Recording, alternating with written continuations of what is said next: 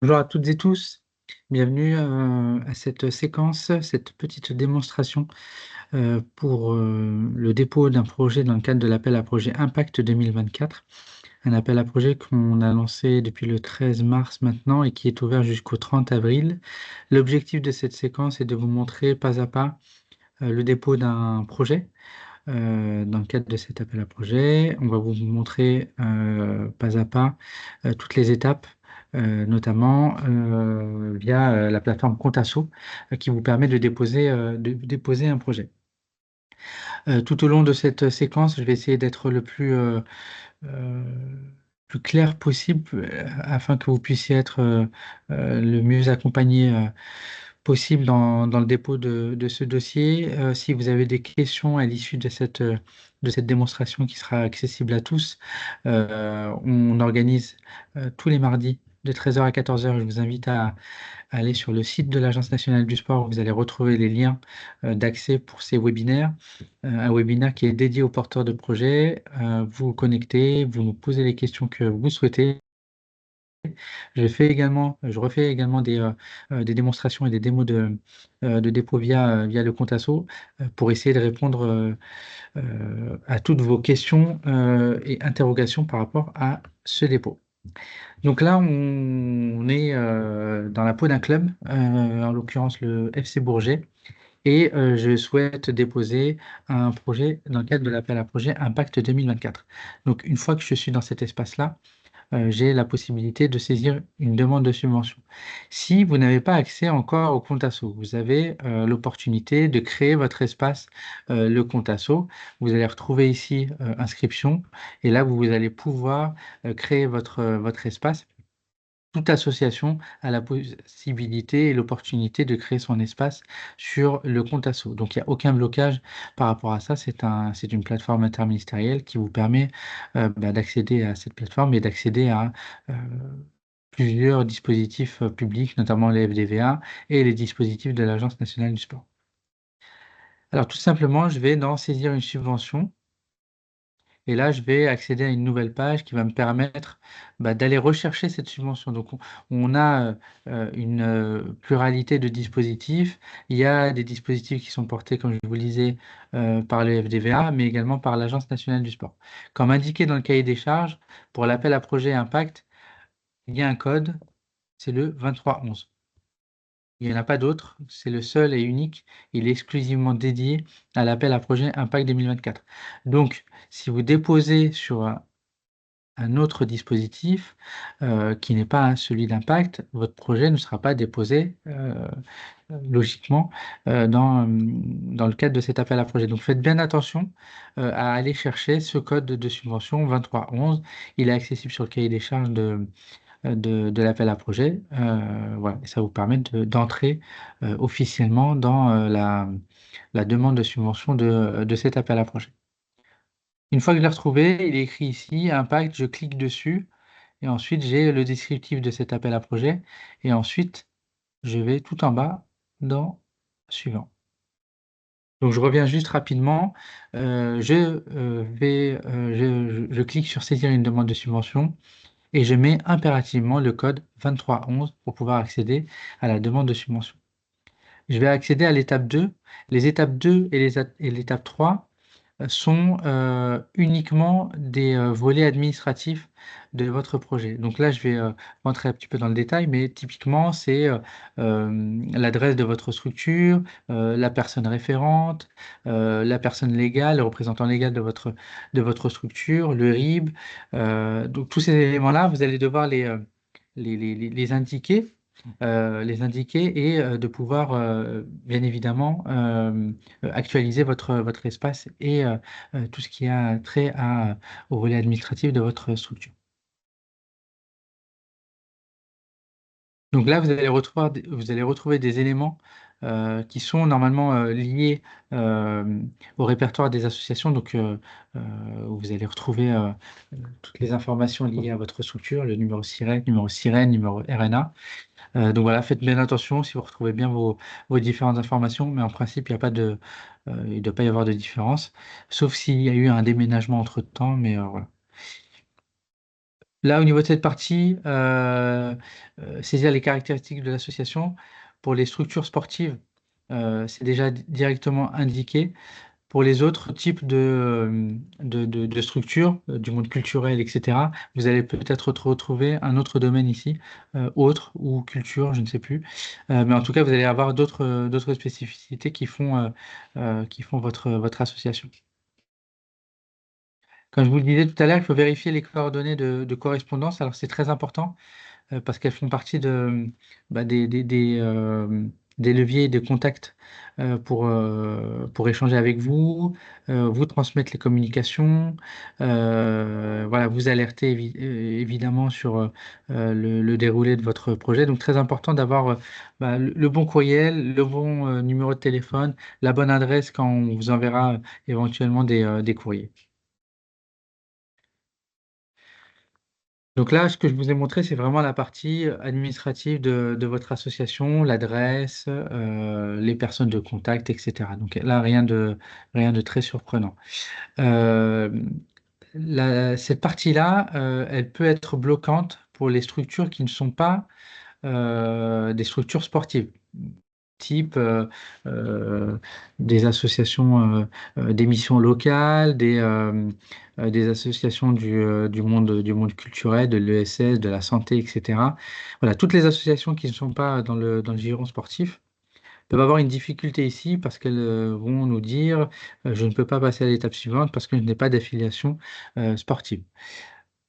Pas de panique, vous pouvez contourner ce biais-là en allant sur la partie affiliation fédération sportive. Donc, je sais que c'est pas forcément euh, habile, mais en tout cas, c'est ici que vous pourrez contourner la problématique. Donc, vous allez dans plus, et ici, dans nom de fédération, vous allez chercher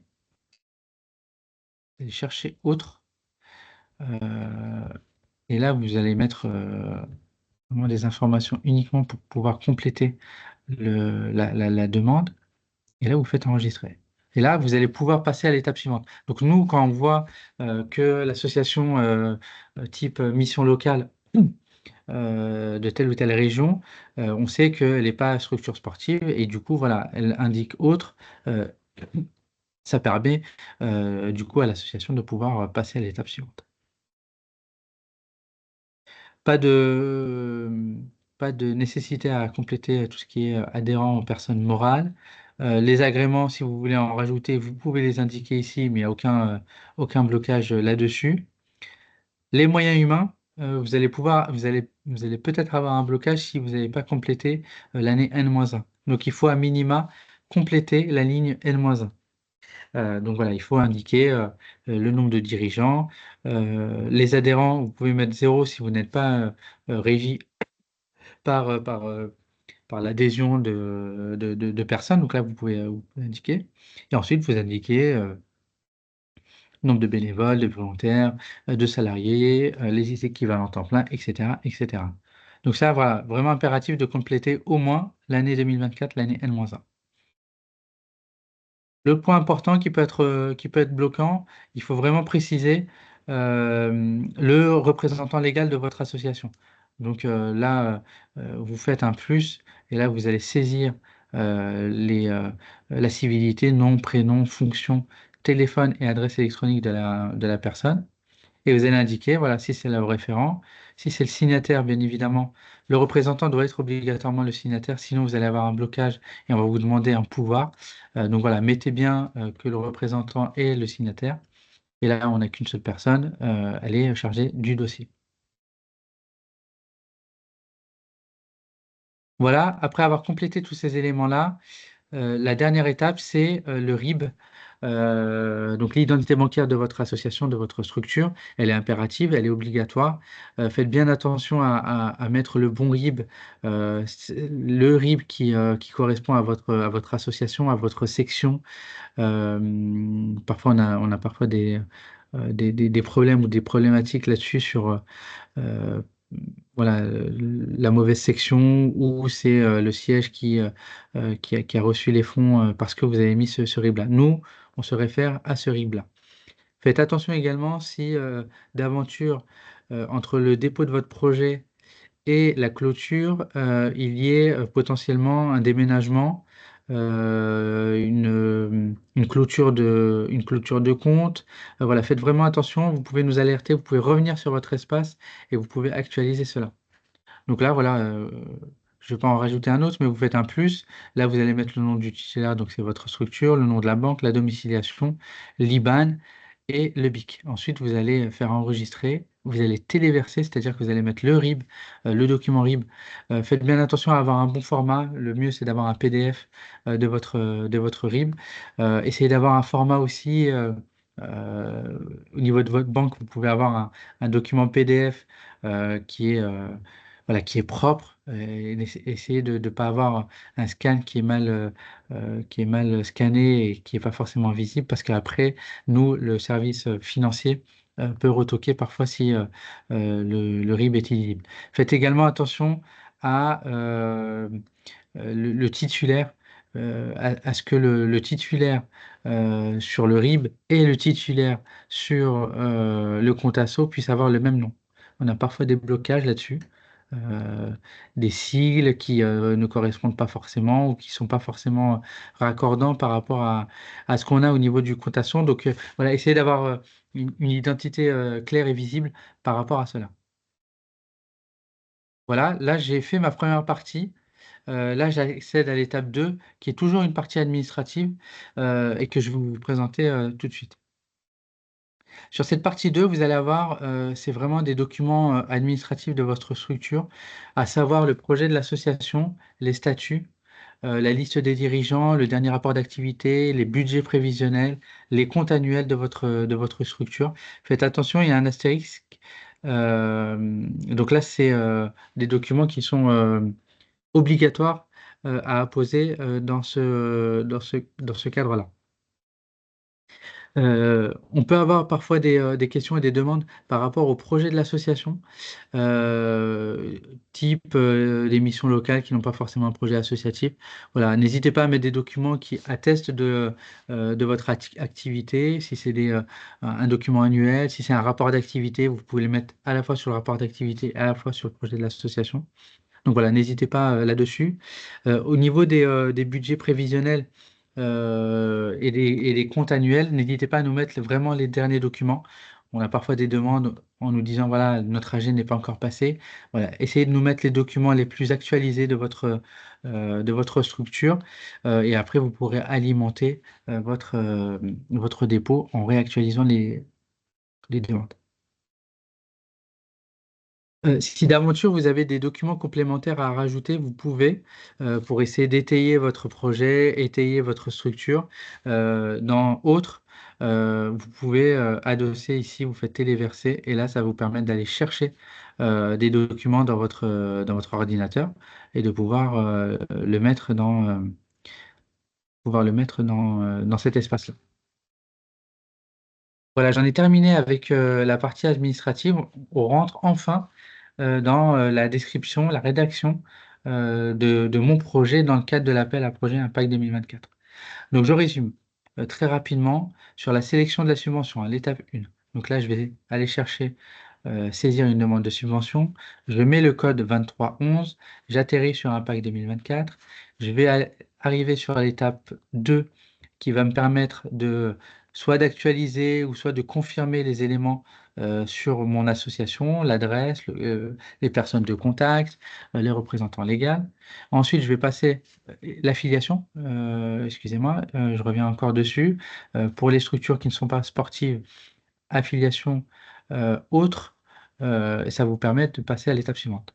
Ensuite, à l'étape 3, je vais être sur les pièces justificatives, où là, je vais être sur les statuts, les, euh, les pièces administratives et financières de l'association, les comptes annuels, les comptes prévisionnels, le budget prévisionnel de votre association.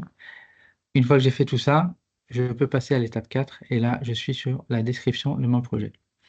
Une fois que je suis là, je fais ajouter un projet et là, vous allez avoir plusieurs étapes. Donc là, sur la description du projet, donc là, on va être sur un test, sur la date de démarrage du projet.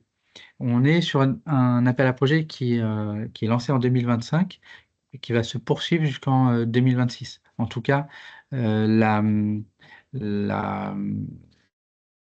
la réalisation de votre projet, elle doit démarrer impérativement. Vraiment, là, j'insiste là-dessus. Votre projet doit impérativement démarrer en 2025 et il va se poursuivre jusqu'en juin 2026. Donc là, mon projet démarre en mars 2025 et il peut courir jusqu'à, on va mettre jusqu'à avril 2026. Je décris les objectifs et je décris mon projet. Donc là, n'hésitez pas à, euh, à présenter votre projet, vraiment être synthétique sur les objectifs qui sont visés. Ne pas hésiter également à mettre les partenaires qui sont dans la boucle de votre projet. Sur la description, voilà, essayez d'être le plus précis possible sur ce que vous allez réaliser, le nombre de formations, le nombre de personnes que vous souhaitez accompagner. Voilà, vraiment rester dans la précision de ce que vous allez réaliser tout au long de votre projet. Ici, je vais mettre l'affiliation à laquelle j'appartiens. Donc, si vous êtes affilié, vous pouvez aussi avoir plusieurs affiliations pour les affiliations sportives. Vous pouvez être sur plusieurs affiliations et vous précisez sur quelle pratique sportive vous êtes. Si vous êtes du coup une collectivité territoriale, vous mettez collectivité territoriale. Et si vous êtes sur aucune de ces deux-là, là, vous mettez autre. Ça ne change pas. Donc, on est vraiment sur autre aide au projet. Donc, ça, pas besoin de le modifier. Sur les objectifs opérationnels, donc là, il va y avoir une spécificité.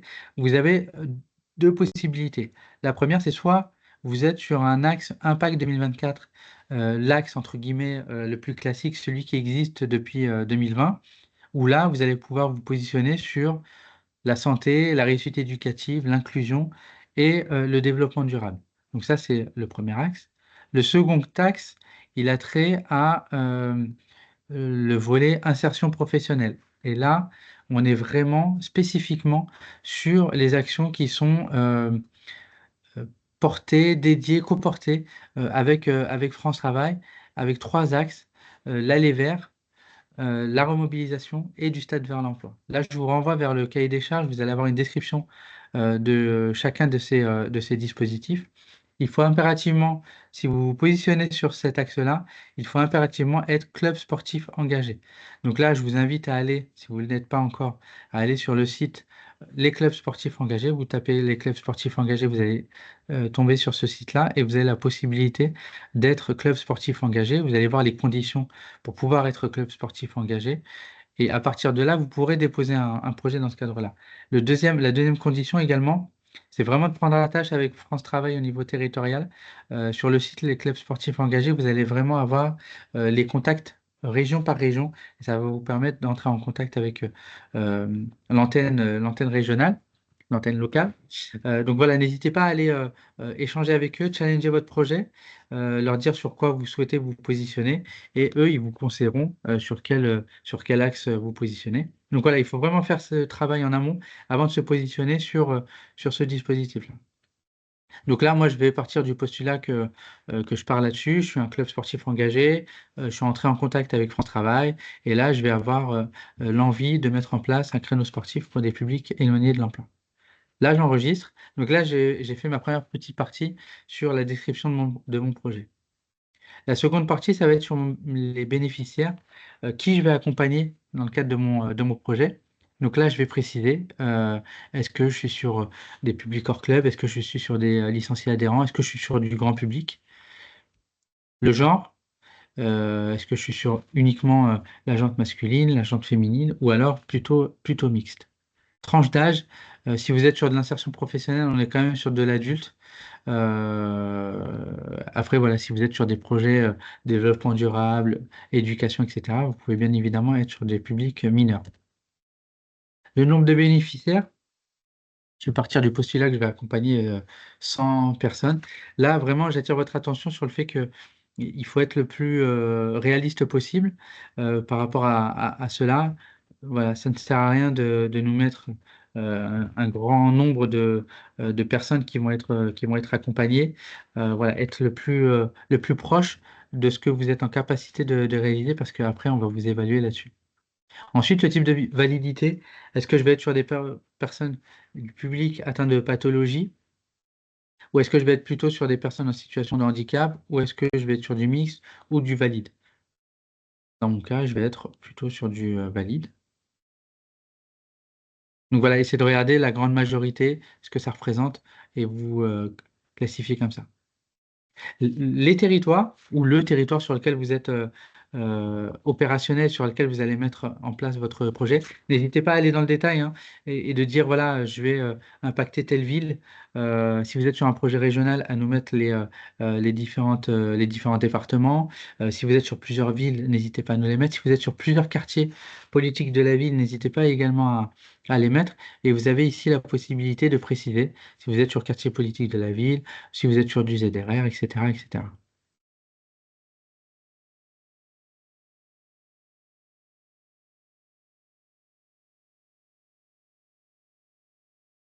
Voilà. Ensuite, l'autre étape, ce sont les moyens humains. Donc là, c'est vraiment les personnes qui vont être dédiées au projet. Si vous êtes sur un consortium et que du coup, il y a des référents ou des éducateurs, par exemple, qui sont mobilisés via les autres partenaires du projet, n'hésitez pas à l'indiquer ici sur le descriptif. Mais là, c'est vraiment d'abord le porteur de projet, donc c'est vous, l'association, de nous indiquer le nombre de personnes qui sont mobilisées, s'il y a des salariés, des CDI, des CDD, s'il y a des emplois aidés, s'il y a des volontaires qui sont mobilisés dans le cadre de ce projet, il faut le préciser, le quantifier ici.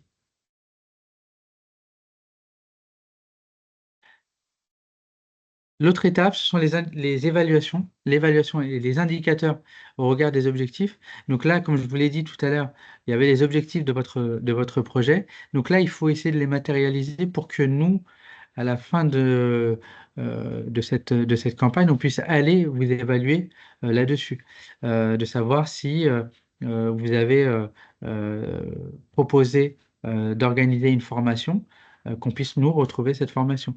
Que si vous avez mis la réalisation d'un kit de sensibilisation, qu'on puisse retrouver ce kit dans sa réalisation. Si vous avez dit que vous allez accompagner 13 personnes de 18 à 25 ans, il faut qu'on puisse le voir. Donc là, voilà, il faut être vraiment réaliste et mettre vraiment les objectifs de votre projet. Hop. Donc là, voilà, là, je suis vraiment très synthétique. Là, il faut vraiment aller dans le détail des indicateurs que vous voulez mettre en place. Donc là, je vais vous mettre un indicateur, par exemple, comme je vous l'ai dit, organisation d'une formation de sensibilisation. Donc là, je suis vraiment sur la formation. Donc là, je vais mettre un et si j'avais dit que j'allais en organiser trois, je mets trois. Hop, j'enregistre. N'oublie pas d'enregistrer, sinon les éléments ne vont pas être retenus. Et deux, je vais aller peut-être sur euh, nombre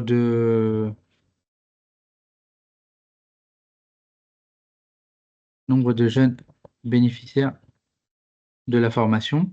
Donc à minima, je me dis, bon, je vais en avoir 10 et au maximum une petite cohorte de 23 personnes par exemple.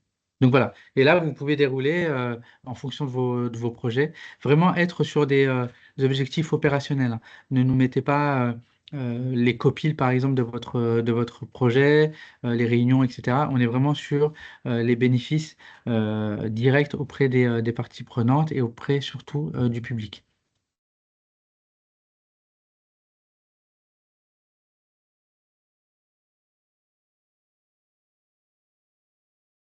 Voilà, si la personne responsable du projet est la même que celle du dossier, donc là vous mettez généralement oui. Ensuite, c'est la dernière étape, on va passer au financement de mon projet. Donc là, euh, bien évidemment, je pense que vous avez travaillé avant de déposer votre projet, vous avez travaillé sur votre projet, sur son budget, etc. et sur le montant que vous souhaitez demander à l'agence. On va partir du postulat que je fais une demande à 7 500 euros. J'enregistre ici et je réenregistre ici. faites bien attention de faire les deux manifs, sinon vous n'allez pas avoir à apparaître la subvention ici. Si vous voyez, si vous la voyez pas apparaître ici, c'est que vous n'avez pas cliqué là-dessus. Donc là, c'est sur ma ressource directe, j'ai fait une demande de 7 500 euros. Charge à moi, charge à l'association d'équilibrer ce budget-là en précisant tous vos postes de dépenses.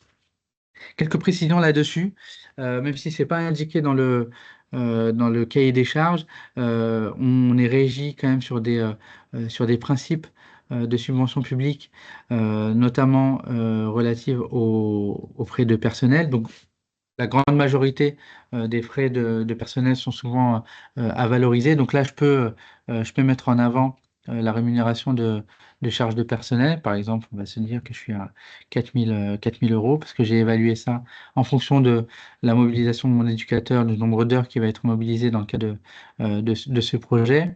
Je vais avoir, je vais avoir un peu d'achat de matériel. Donc là, faites vraiment attention. On va être uniquement sur du petit matériel. On ne peut pas être sur euh, des fauteuils, par exemple. On ne peut pas être sur des gros équipements sportifs parce qu'on est limité à 500 euros unitaires. Donc voilà, on n'est pas sur des gros équipements. On n'est pas également sur de la réhabilitation, sur de la construction d'équipements. On n'est absolument pas là-dessus. On est vraiment sur euh, des, euh, des charges de fonctionnement classiques pour la réalisation de mon projet. Ensuite, je peux avoir un peu de documentation, un peu de publicité, euh, voilà, par rapport à ce projet. Je peux avoir un peu de location également si je suis, voilà, si j'organise un événement et que je dois je dois louer un espace, un gymnase ou je ne sais quoi. Voilà, ça me permet aussi de pouvoir le valoriser. Euh, hop, pour équilibrer. Faites bien attention à équilibrer votre budget.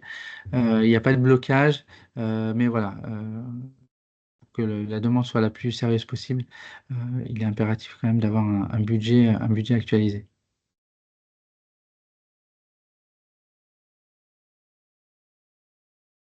Voilà. J'en ai fini avec le projet. J'ai complété l'entièreté de ma demande, donc n'hésitez pas à repartir dessus. Vous pouvez aussi quitter et revenir. Tant que vous avez enregistré à chaque étape, vous allez retrouver tous les éléments que vous avez fait. Donc vous n'êtes pas obligé de le faire d'une traite et de l'envoyer. Donc voilà, revérifiez bien les éléments avant la transmission. Donc là, ensuite, je fais suivant. Et là, je suis en capacité de pouvoir déposer mon projet dans le cadre de cet appel à projet. Donc là, je dois cocher ces éléments-là. Il y a un élément important, alors on n'est que sur du déclaratif, mais vous attestez ici avoir souscrit au contrat d'engagement républicain. Donc voilà, il n'y a pas de document qui est demandé là-dessus, mais voilà, vous attestez formellement dans ce cadre-là. Ensuite, vous avez voilà, que vous certifiez que ces éléments sont véridiques et que vous attestez d'avoir fait une demande à 7 500 euros. Je vais juste revenir à l'étape précédente parce que vous avez la possibilité, l'opportunité de déposer deux projets maximum. Vous n'allez pas avoir de blocage si vous faites plus de deux projets. Mais voilà, nous, on communique ainsi et on vous préconise de prioriser sur deux projets. Vous pouvez être par exemple sur l'insertion professionnelle sur un dossier et sur un volet plutôt classique sur l'autre. Donc là, vous faites ajouter un projet supplémentaire et là, vous allez avoir le même déroulé que tout à l'heure. Et là, vous allez saisir votre projet. Donc une fois que vous allez saisir votre projet, vous pourrez passer à l'étape suivante et soumettre vos projets.